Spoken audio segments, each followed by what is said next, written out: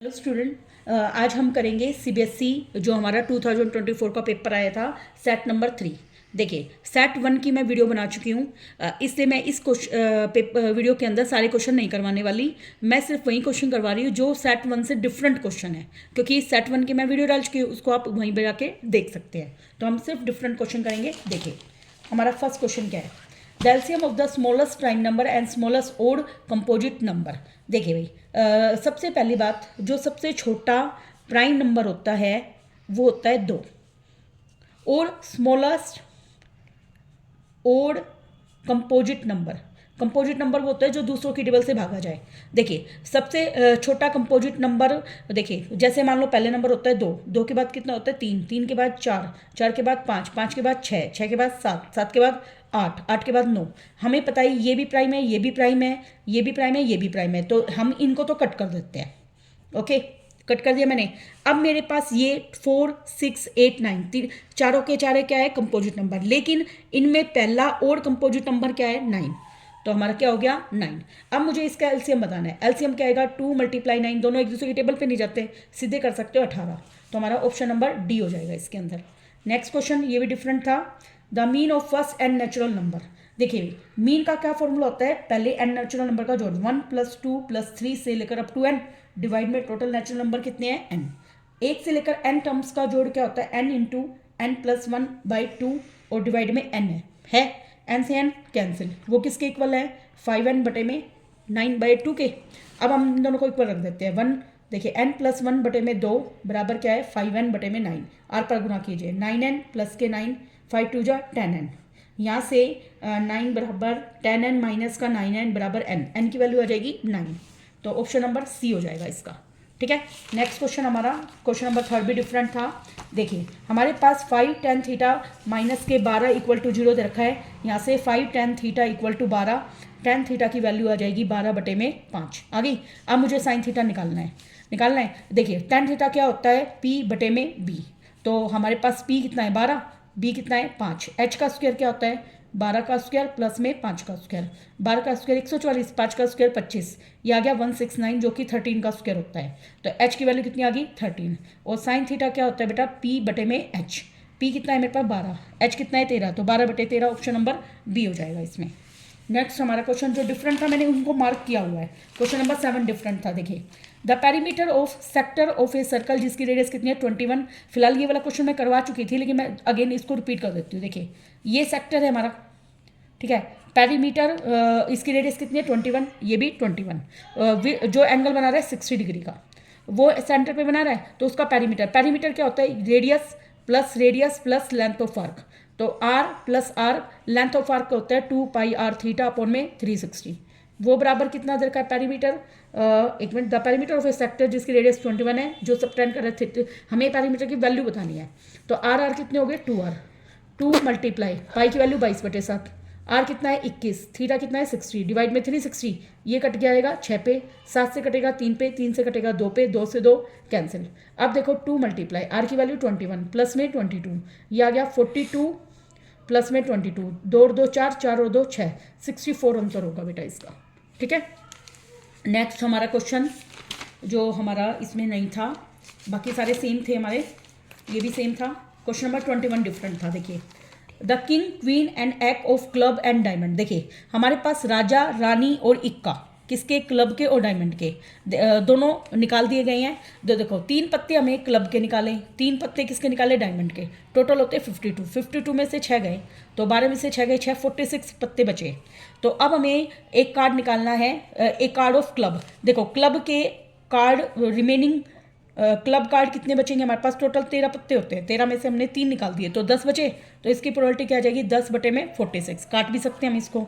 ए red colour card, देखिए जो हमारा क्लब होता है वो रेड कलर का नहीं होता, कैसा होता है ब्लैक, और जो डायमंड होती है वो हमारी किस कलर की होती है बेटा, रेड कलर की होती है। ठीक है, तो रेड कलर की होती है, तो रेड कलर के 3 पत्ते निकल चुके, तो टोटल 26 में से 3 निकल गए, तो कितने बचे भाई 23, तो इसकी प्रोबेबिलिटी आ जाएगी 23 बटे में टोटल कितने हैं 46, ये कितने पे कट गया 2 पे, तो इसकी प्रोबेबिलिटी आ जाएगी 1/2। ठीक है, नेक्स्ट क्वेश्चन जो डिफरेंट था, क्वेश्चन नंबर 26। देखिए, इसको तो हम कॉपी पे करते हैं, हमें प्रूव करना था tan theta minus cot theta divide में sin थीटा कोस थीटा बराबर है secant square theta cosecant square theta. बहुत ईजी है, लेफ्ट हैंड साइड देखिए tan थीटा माइनस का कोट थीटा डिवाइड में क्या है sin थीटा कोस थीटा। मैं क्या करूँगी tan थीटा के नीचे भी sin कोस लिख दूंगी और कोट थीटा के नीचे भी sin कोस अलग कर दूंगी। कर दिया।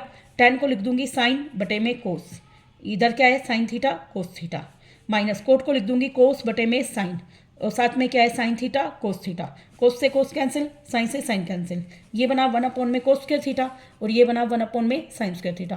कोस का उल्टा होता है सीकेंड स्क्वायर थीटा, साइन का उल्टा होता है कोसिकेंड स्क्वायर थीटा। आ गया हमारा राइट हैंड साइड। देखिए कितना इजी क्वेश्चन दिया हुआ था हमें। नेक्स्ट क्वेश्चन 27, ये भी डिफरेंट था। A sector is cut from a circle of radius 21 and central angle of the sector दे रखा 150। हमें लेंथ ऑफ आर्क बतानी है सेक्टर की और एरिया ऑफ सेक्टर बताना है। देखिए काफ़ी इजी है। एरिया ऑफ सेक्टर का फॉर्मूला क्या होता है? एरिया ऑफ सेक्टर, इसका फॉर्मूला होता है पाई आर स्क्वायर थीटा अपॉन में 360।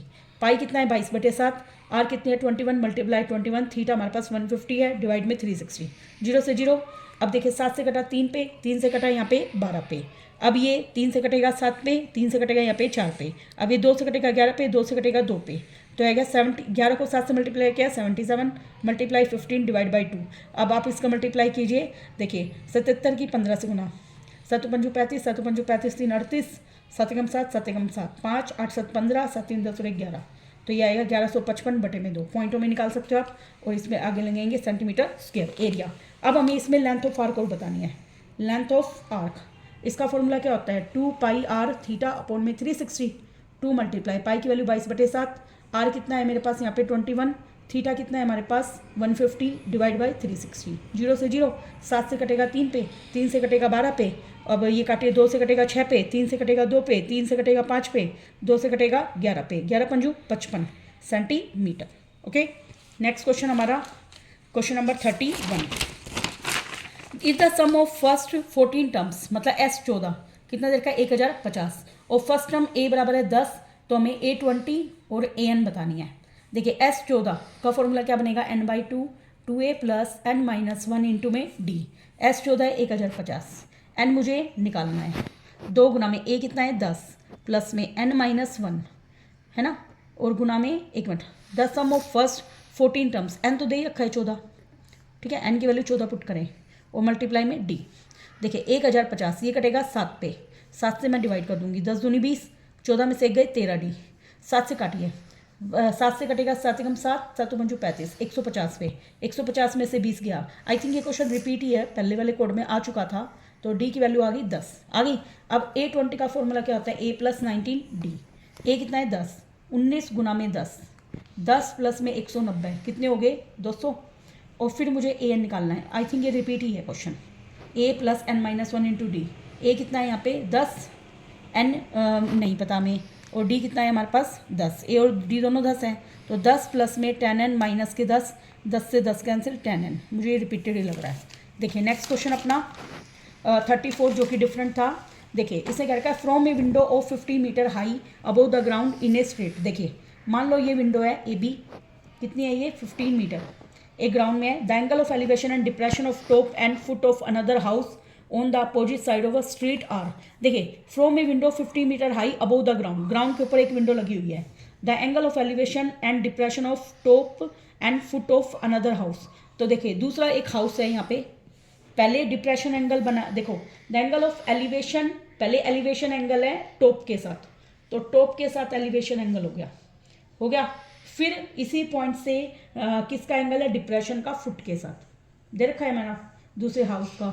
तो ये देखो ऊपर वाला एंगल पहले 30 दे रखा है, ठीक है, एलिवेशन, और डिप्रेशन कितना दे रखा है 45, तो यहाँ पे भी 45 ड्रॉ कर देंगे। मैंने बताया था अल्टरनेट बना दिया करो आप इसे, तो √3 की वैल्यू यूज करनी है इसने, ठीक है। देखो दोबारा हम डायग्राम रीड करते हैं। एक विंडो थी 15 metre high above the ground, ground के ऊपर, ठीक है। The angle of elevation and depression of the top and foot of another house, ये दूसरा घर है। इसके पहले देखना है मुझे एलिवेशन, एलिवेशन क्या होता है नीचे से ऊपर की तरफ देखना, और डिप्रेशन इसका फुट क्या होता है नीचे की तरफ देखना, तो ऊपर से नीचे की तरफ देखना। Opposite side of the street 30, ऊपर वाला 30 है, नीचे वाला 45 है। तो find the height of opposite house, मतलब ये हमें बतानी है पूरी, ठीक है। ये AB, इसको C नाम दे दे, इसको F नाम दे देती हूँ, ठीक है। तो मैं लिखूंगी इन, देखिए इस वाले ट्राइंगल के से मैं बेस निकालूंगी, इन राइट ट्राइंगल BAC में मुझे निकालना है AC बटे में AB, AC बटे AB, B बाई P क्या होता है कोट 45, कोट 45 की वैल्यू होती है 1, तो AC AB की वैल्यू है 15 बराबर 1, तो AC की वैल्यू कितनी आ गई 15 मीटर आ गई। अब ये 15 है तो ये वाली भी कितनी हो गई भाई 15 मीटर, ये 15 है तो ये वाली भी कितनी होगी 15 मीटर, क्योंकि एक रेक्टेंगल है। हो गया। अब मुझे इस वाले ट्राइंगल की हेल्प से DF निकालना है, तो मैं लिखूंगी इन राइट ट्राइंगल DFB में निकालना है मुझे DF बटे में BF, B बाई P क्या होता है tan थीटा, tan थीटा है tan 30, DF मुझे निकालना है, BF कितना है 15, tan 30 वैल्यू होती है 1/√3, तो DF की वैल्यू क्या आ गई 15 बटे में √3। अब मैं क्या करूँ इसका रेसलाइजेशन कर देती हूँ, √3 डिवाइड में √3, तो ये आ जाएगा 15 √3 का स्क्वायर 3 से कटेगा 5 पे, तो ये आ गया 5√3। पूरे की हाइट CD क्या आ जाएगी दोनों का जोड़ CF प्लस में DF, CF कितना है देखिए 15 है प्लस में 5√3, तो अब मैं इसको सोल्व करती हूँ, मैं यहाँ कर देती हूँ 15 प्लस में 5, √3 की वैल्यू यूज करनी है 1.732, तो 15 प्लस में 5 दूनी 10, 5 के 15 1 16, 7 पंजू 35 और 1 36 का छक्का 3, 5 का 5 3 8, 15 और 8 कितने हो गए 23.660 मीटर अगले नेक्स्ट हाउस की हाइट आ जाएगी।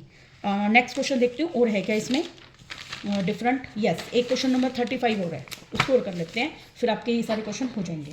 देखिए एक जूस सेलर है, ये हमारा एग्जांपल था NCERT का, वो सर्विंग हिज कस्टमर को वो ग्लासेस दे रहा है, the inner diameter of the cylinder, देखिए मैं इसी पे कर देती हूँ, अंदर का डायमीटर कितना है 5.6 डायमीटर है, but the glass of bottom hemispherical raised area है जो रिड्यूस करता है कैपेसिटी को, हाइट ऑफ द ग्लास कितनी है 10, कितनी है भाई 10, फाइंड द अपेरेंट कैपेसिटी जो दिखाई दे रही है और एक्चुअल कैपेसिटी कितनी है। तो देखिए अपेरेंट का मतलब जो बाहर से दिखाई दे रही है, तो अपेरेंट कैपेसिटी उसको पता ही नहीं चल रहा कि अंदर भाई हेमिस्फेरिकल है या नहीं, तो इसका सीधे सिलेंडर ऑफ वॉल्यूम हो जाएगा, वॉल्यूम ऑफ सिलेंडर।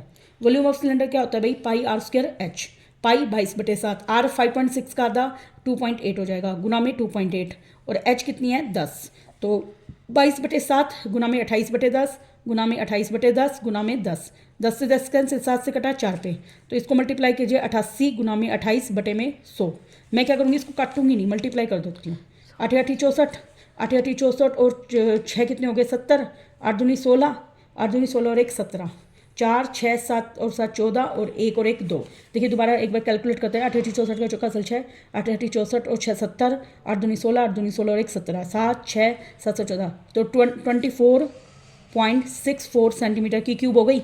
ये तो हमारा कैसा वॉल्यूम आ गया अपेरेंट जो हमें दिखाई दे रहा है। और एक्चुअल कैपेसिटी क्या है, एक्चुअल कैपेसिटी क्या है ये हमारे पास, मैं क्या करूँगी वॉल्यूम ऑफ सिलेंडर में से क्या घटा दूंगी volume of hemisphere, hemisphere volume of cylinder क्या होता है भाई पाई r²h, और वॉल्यूम ऑफ हेमिस्फीयर क्या होता है 2/3 पाई r की क्यूब, दोनों में पाई r² कॉमन, ब्रैकेट में h माइनस 2/3 r बचा, पाई कितना है 22/7, r कितनी है 28/10 गुना में 28/10, h कितनी है 10 माइनस 2/3 गुना में r कितनी है 2.8 है। अब देखिए इसको करेंगे तो 7 से कटेगा 4 पे, 2288 गुना में 28/100 जो हमारा भी आया था 10 माइनस, अब देखिए ये हो जाएगा 28 दूनी 56, तो 56 बटे में मैं क्या करती हूँ इसका पॉइंट हटा देती हूँ 10, तो 30 कर देती हूँ इसको, ठीक है 56 बटे में कितना हो गया 30। अब देखो 88 मल्टीप्लाई 28 बटे में 100 मल्टीप्लाई 30 एलसीएम, तो ये आ जाएगा 300 माइनस का 56, ठीक है। अब मैं इसको यहाँ सोल्व करती हूँ, देखिए 88 माइनस 28 बटे में 100 मल्टीप्लाई, देखो 10 में से 6 गए 4, 9 में से 5 गया 4 और ये बचेगा 2 डिवाइड में 30। हम क्या करेंगे इसको काट, देखिए ये कट रहा है 4 4 8 और 2 10, 3 से तो ये जा नहीं रहा है ना, तो हम इसको नीचे लिख देते हैं 3000 और इनकी मल्टीप्लाई करके आप कैलकुलेट कर लेना, वो आपका फाइनल आंसर होगा। Thank you very much.